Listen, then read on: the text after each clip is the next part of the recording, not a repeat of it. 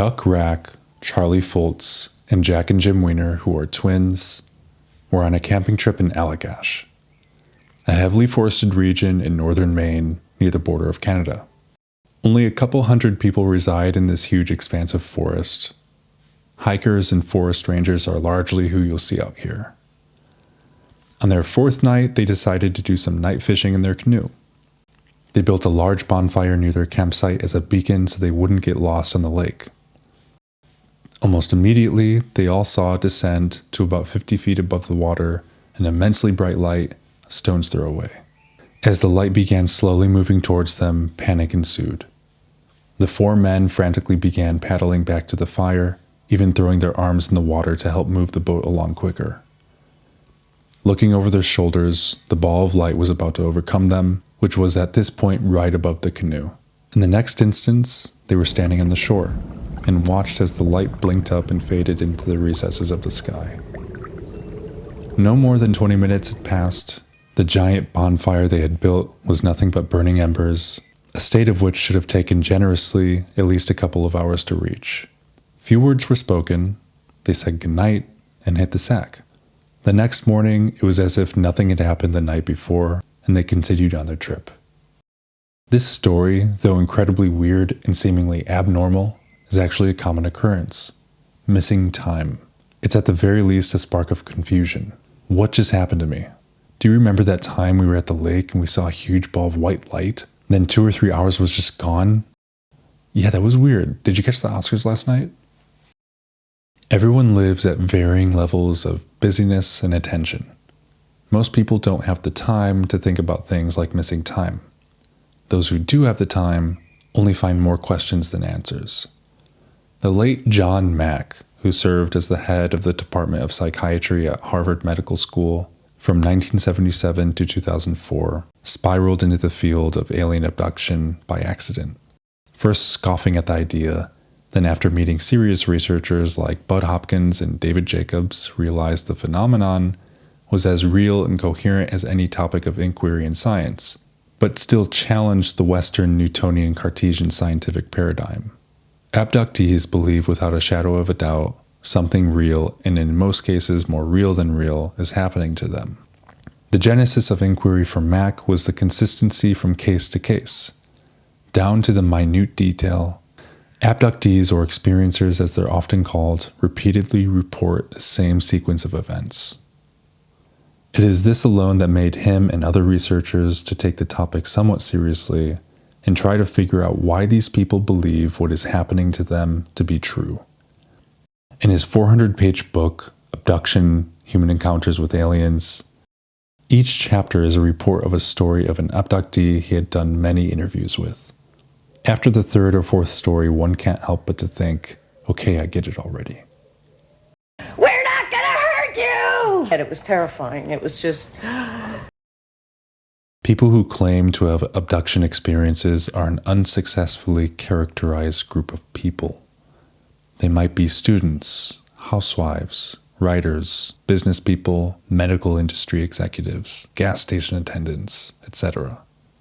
Whether you're 4 or 64 years old, Chilean or Polish, they are just people with relative sophistication and subtlety.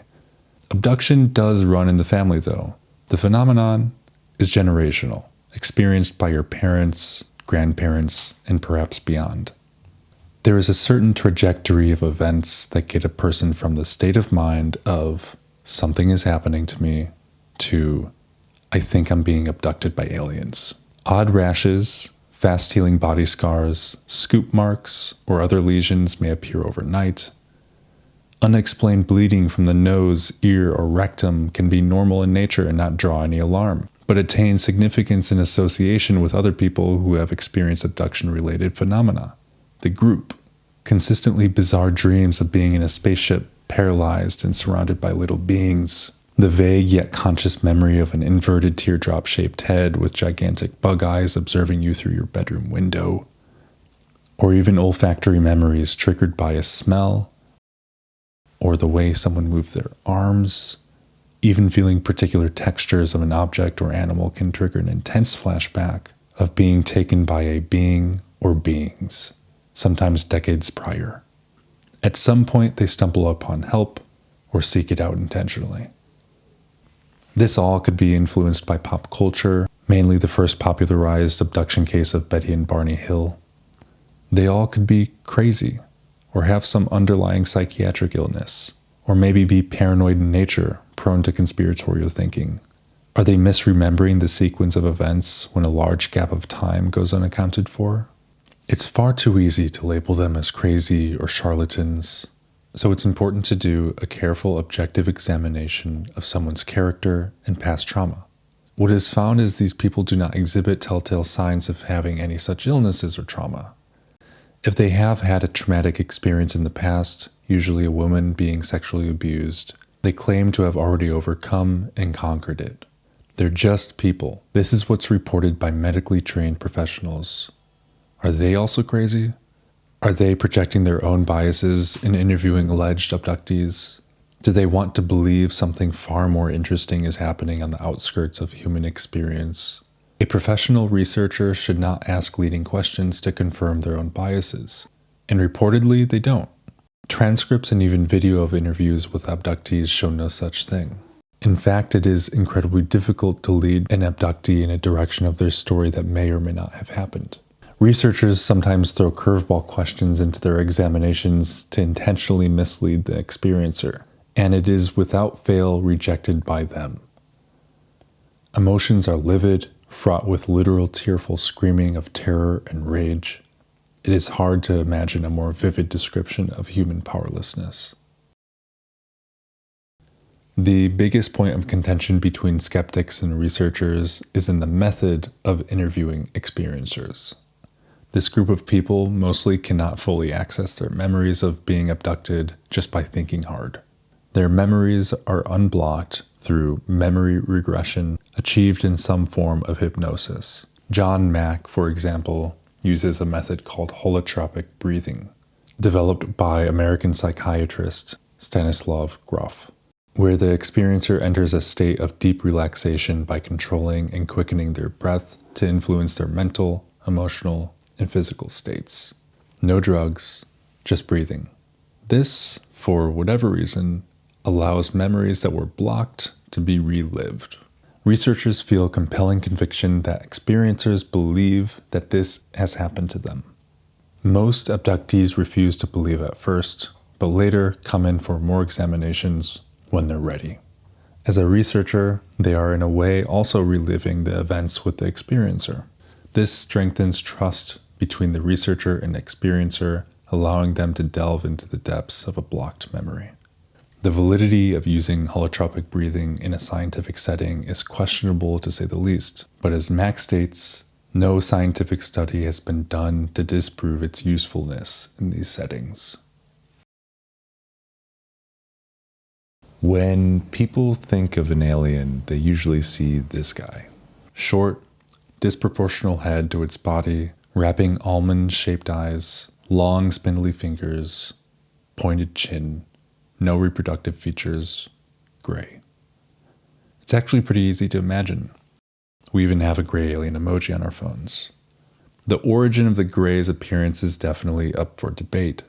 Was it imagined by us, or are they real and haunting our consciousness like ghosts? Experiencers report without fail the presence of grays, as they're commonly called, in their non-human encounters. And not only are one-to-one matching descriptions of grays' appearances described by experiencers, descriptions of their demeanor matches, the clumsy way they carry themselves and seem to float, the feelings invoked through communication, which is usually telepathic, the instinctual feeling they are biological but not quite natural. Down the line, experiencers' descriptions all match. All that can really be said about the grays is it's weird. The phenomena doesn't seem to be occurring entirely within the physical universe familiar to Western science that relies primarily on the physical senses and rational intellect, and therefore seemingly cannot be studied by its empirical methods. But when you look further, a coherent picture starts to reveal itself. The grays are not the only entities people encounter. There are humans, both adolescents and adults, humans that seem to have subtle traits of the gray, taller grays, a very tall bipedal praying mantis type being, and very infrequently, and I'm only mentioning this because it's been reported, reptilian-looking men with an elongated turtle or serpent-like head. And that's it. Thousands of experiencers, if not hundreds of thousands, estimated by some researchers, and the same small group of incarnate or disincarnate entities. The taller grays or praying mantis type beings are always the doctors or figures in charge, like supervisors.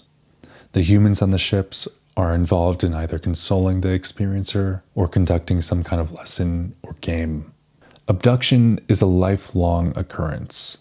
Experiencers find they have experiences of being taken as far back as 4 years old, and perhaps even younger. The experiences of an adolescent abduction are playful and innocent in nature, a sort of priming for the many years of abduction to come. Sometimes children will see their siblings or even parents on the ship or wherever they're being taken to. They will play games with other abducted children in rounded rooms, levitation games. Being told they have the ability to move metal objects either with their minds or with the aid of a wand-type instrument is common. Experiencers develop a strong lifelong relationship with a taller gray, whom is even given a name and is seen as a protector at this age. In some cases, a deep love and affection is felt towards this being. Memory regression of an experience in a person's adolescent years are almost lighthearted, even fun. But before even hitting puberty, the table procedures begin. Horrific full-body paralysis while several beings examine, probe, and surgically operate on the abductee. Long instruments are probed deep inside the nasal cavity, ear canal, and genitals. Incisions are made, and tissue or bone samples are removed. Implants are placed at any given place in the body, including the brain. Sometimes there's no feeling, sometimes there's excruciating pain. I find the most difficult thing to discuss, and perhaps the detail that keeps abductees from talking openly about their experiences, as if the whole alien part wasn't hard enough, is the heavily reproductive overtone of the phenomena. For men, semen is forcibly taken. Women experience the removal of ova. Fertilized eggs, which may have been genetically altered, are implanted, and later there is an eventual removal of the pregnancy. In subsequent abductions, experiencers are shown hybrid offspring. As children, they may have been asked to play with these odd creatures, who may be listless by our standards. The same story repeated over and over. The primary method of being taken is being floated through the walls or window glass of their home, or even the roof of their car, up into a light in the sky. Maybe as a child, this would be a thrilling ride. But after experiencing the absolute horrors just described, this is described emotionally as an ascent into hell. First, the beings or a ball of light appears in your vicinity. Then they promptly feel an intense bodily vibration down to their cells and total paralysis. This beginning of an abduction experience could be seen as confabulation, a logical filling in the gap of a real experience or dream. The curious thing about it all, and the thing that makes researchers feel helpless in their search for answers, is the total absence of video evidence, let alone witnesses. A handful of cases have family members witnessing their son or daughter being floated into the sky, accompanied by little men, but it's still just not enough to hold up in the court of Western science.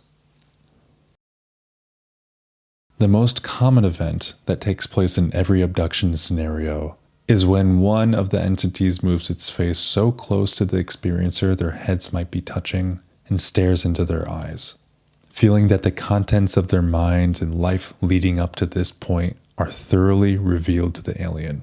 Telepathic messages are conveyed in order to calm down the experiencer before conducting their procedures. But more interestingly, images of an uninhabitable Earth are projected into their mind. Forests enveloped in inky tar, post-Armageddon landscapes, earthquakes and natural disasters, even the planet cracked in two. They are told, but more appropriately commanded, to stop killing the planet. Although these prophetic visions may be viewed as metaphorically by outsiders, for abductees themselves, they are experienced with conviction as literal and concrete. This knowing is also mixed with the concern their own experiences reflect something psychopathological, like they're making it all up. It leaves abductees grappling with philosophical and spiritual questions. Whatever is happening to them, they report, is emerging from beyond the physical plane and cannot be grasped through technology alone. Downloads of information can take place as well, manifesting itself in waking reality, where the experiencer might write hundreds of pages of poetry or change their career to an area more meaningful to them, especially in the field of helping to restore damaged ecosystems. If you are an artist, your artwork might take on a more surrealist or abstract form. Their entire meaning of life begins to cave in on itself, and a blossoming of expanded identity occurs, and at a bare minimum pushes an experiencer to search for their new life's purpose in the desert. The alleged human-alien hybrid program shows itself in vivid colors, so richly textured and consistent, and accompanied by so much corroborative physical information, holds implications that are ontologically shocking. To dismiss these claims all out of hand would shift the burden of epistemological responsibility to the side of the skeptic. An outcome of such convictions of a hybridization program leads experiencers to believe aliens and humans derive from the same primal force, and therefore feel a deep longing for the alien beings that grows out of the desire to discover a lost brotherhood. This seems paradoxical and is often compared to Stockholm Syndrome. When you think of the idea that they are being taken from their homes, floated into the sky, and forced into participating in producing offspring for a cause they don't fully understand, but they nonetheless come to identify with the purposes of the abuser. If a new species is being created, why? Will they be introduced on Earth? Are they already here? Are abductees half alien? Most believe they are. Beyond the veil of waking human experience is difficult to imagine, if there really is another side at all. Dreams are a look into the unconscious of our minds and allow us to get a glimpse of the veil in the works.